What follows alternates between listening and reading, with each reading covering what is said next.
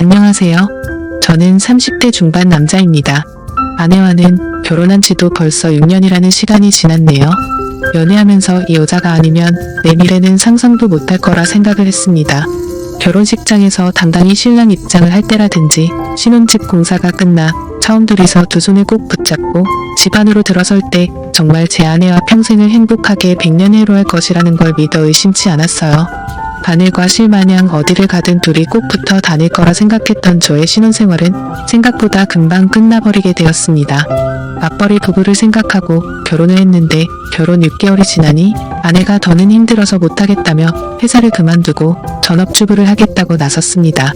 아직 갚아야 할 대출도 있는데 아이가 생긴 것도 아니고 너무 이른 것 아니냐 했더니 아내는 대학 동창 누구는 이렇게 살고 옆집 사는 누구는 저렇게 산다 하면서 자기가 아는 사람 이름을 하나씩 대면서 걔들은 결혼하고도 회사는커녕 집에서도 손에 물도 안 묻히고 편하게 산다는데 자기는 돈까지 벌고 집안일도 해야 하느냐면서 둘 중에 하나만 하겠다고 하는 거예요. 당장 다달이 나가는 대출금 생각을 하니 아내가 하루라도 더 일을 해주는 게 좋겠다는 생각이 들었습니다.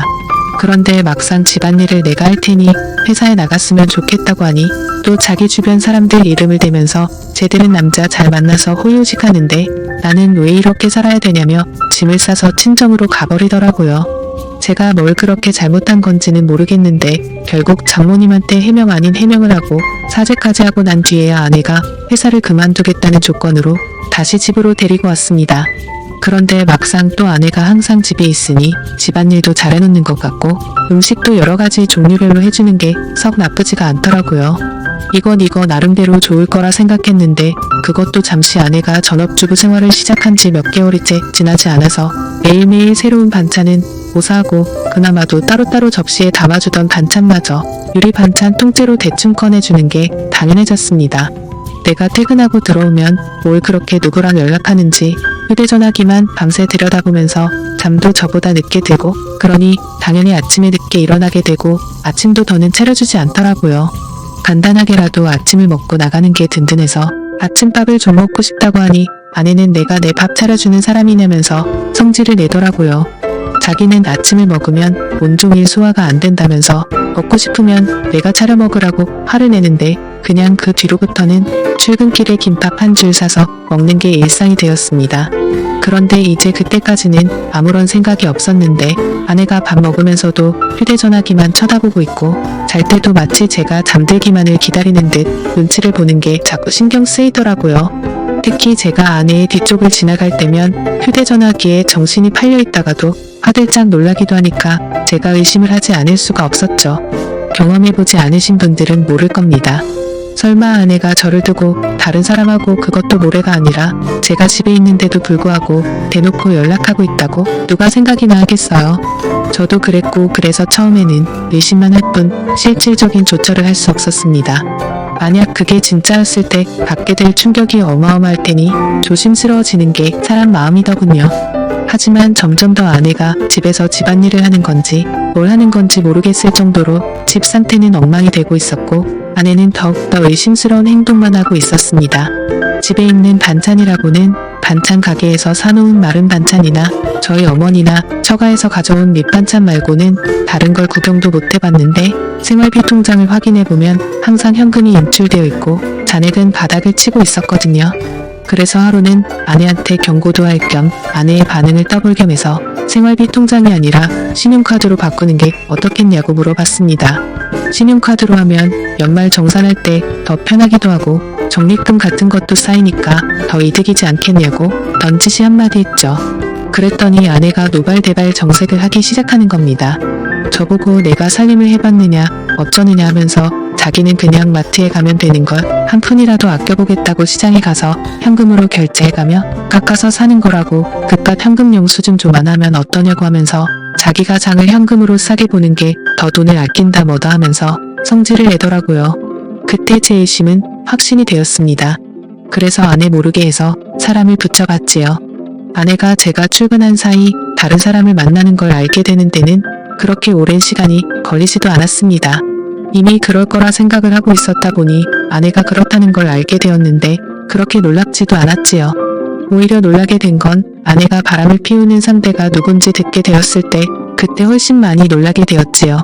아내가 제가 출근한 사이 한껏 차를 잊고 동네에서 꽤 떨어진 곳까지 가서 만난 상대는 다른 사람이 아니고 제 동생 녀석이었습니다. 제 동생은 저보다 4살이 아래지만 아내로서는 아내 본인과 동갑이다 보니 결혼 전부터 저랑은 세대 차이가 난다 뭐라 하면서 동생하고 죽이 잘 맞는 모습을 보여줬었거든요. 그때는 동생이나 아내나 저를 노리면서 장난을 치는 거로 생각했는데 막상 심부름센터에서 아내가 저 몰래 만나고 있던 사람이 다른 사람이 아니라 제 동생이라는 사실을 알게 되니 피가 거꾸로 솟는 기분이었습니다. 그런데 심부름센터 직원이 덧붙이기를 둘이서 항상 카페에서 만나 1시간 정도 대화를 나누다가 그 다음으로 향하는 곳은 언제나 제 동생이 혼자서 사는 자취방이라는 겁니다. 말인즉슨 두 사람은 마치 누군가가 자기들을 알아보지는 않을까 눈치채고 있는 것처럼 매일같이 밖에서 만나기는 하지만 그 어떤 행각도 부리지 않고 카페에서는 조용히 대화만 나눈다고 하는 거죠. 사람이 집 앞까지 도착하면 마음이 풀리기 마련인데도 두 사람은 그 흔한 손 한 번 잡지 않는다고 하더군요. 그래서 아내가 매일같이 제 동생과 미래를 즐기고 있는 것은 사실이지만 그렇다고 해서 카페에서 매일같이 만나고 있는 것과 동생 집에 들어가는 걸 가지고 증거라고 들이밀기에는 조금 부족한 감이 있다고 하더군요. 제일 좋은 건 블랙박스가 되었든 집에서 녹음하던지 간에 어떻게든 두 사람이 저를 속이고 그러고 있다는 걸 입증할 만한 증거가 필요하다는 겁니다. 아니면 두 사람의 현장을 제가 덮치던가 하는 식으로 말이죠. 그러니까 이 심부름센터 사람도 이런 쪽 일이나 이런 경우는 굉장히 빠삭한 편인 베테랑이었거든요. 여태까지 짬으로 보기에 분명히 이 상황은 제 동생과 아내가 반드시 무언가 있을 거라는 확신이 있는데 괜히 헛다리 짚었다가 자기한테 피해가 갈 수도 있으니까 한 발을 빼는 것처럼 보였습니다. 그리고 나서는 3주를 따라 붙었는데 저렇게 매일같이 만나면서도 아무런 흔적을 남기지 않을 수는 없다고. 거기서부터는 저도 같이 협조해서 잡아내든지 아니면 자기들은 발을 빼겠다고 하더군요. 제가 여태까지 들어간 돈이 얼만데 현장 증거를 나보고 잡으라는 거냐고 따지니 이만 여기까지 하겠다는 겁니다. 이후의 일은 제가 알아서 하라고요. 어디에 돌팔이 같은 놈들한테 엮인 기분도 들고 괜히 다른 센터를 찾아봐야 그 정도로 암수를 피우는 거라면 아무것도 못 잡아낼 수도 있겠구나 하는 생각에 저도 더는 시간 낭비를 하지 않기로 했습니다. 그냥 제가 현장을 직접 덮쳐버리는 게 낫겠다 싶었어요. 회사에 월차를 내고 렌터카를 하나 빌려서 동생이 사는 자취방 앞에 대기하고 있었습니다. 아내는 제가 출근한 줄로만 알고 있을 테니 매일같이 만나고 있다고 하는데 당연히 그날도 둘이 똑같은 패턴으로 카페에서 둘이 만나서 동생 집에 도착을 하겠다는 계산이 서 있었습니다. 차 안에서 숨죽여서 기다리고 있었지만 그 시간이 평소와는 다르게 엄청나게 천천히 가더군요. 이 무더위 속인데도 모자도 뒤집어 쓰고 최대한 안 보이게 동여매고 있으니 거기에 차 시동도 걸어놓지 못하는 상태다 보니 정말 죽을 맛이었습니다. 그런데도 심장은 엄청나게 빠르게 뛰고 정말 그 차 안에서 무슨 생각을 했는지 기억도 안 날 정도로 5만 가지 생각이 오고 갔습니다. 아니나 다를까 거의 매일같이 똑같은 패턴으로 행동한다는 말과 똑같이 두 사람이 시야에 들어오더군요. 사진으로 보는 것보다 실제로 보니 정말 치가 떨려서 그 자리에서 문을 박차고 나가 두 사람한테 욕한 바가지를 쏟아붓고 싶었지만 현장을 덮치기 위해 속으로 참을 인자를 새기면서 겨우겨우 참아냈습니다. 카페에서 둘이 시간을 보냈으니 집 안에 들어가자마자 공경기를 시작하려나 그 길로 저도 뒤따라 들어가 문을 열고 들어가고 싶었지만 참았습니다. 그때의 1분 1초는 정말 제 인생 그 어떤 시간보다 느리고 천천히 흘렀습니다. 무더위에 두 사람 다 걸어오느라 고생 좀 했을 테니 땀이라도 식히겠거니 싶어서 조금만 더 시간을 두고 기다리기로 했지요. 동생 집 비밀번호는 제가 이미 알고 있었습니다. 뭔가를 바꾸는 걸 별로 좋아하지도 않는 성격이어서 예전부터 한 번호만 쭉 고집해온 녀석이거든요. 이미 두 사람이 집에 들어간 상황에 저도 뭘 더 차 안에 있을 필요가 있겠나 싶어 저는 이미 동생 집 앞까지 들어와 있는 상황이었습니다. 얄팍빠진 철제 현관문 너머로 아내와 동생의 목소리가 들려오는데 정확하게 무슨 내용을 말하는지는 들리지 않았지만 동생이 벌써 시작을 한다느니 어쩌니 아내가 오늘은 조금 빨리 좀 끝났으면 좋겠다느니 어쩌느냐 하면서 하하호호거리며 이야기를 주고받더군요. 아니나 다를까 5분도 걸리지 않아서 두 사람은 뭘 하는 건지 문 너머로 들려오던 소음도 하나 들려오지 않고 조용하니 아무 소리도 들리지 않기 시작했습니다.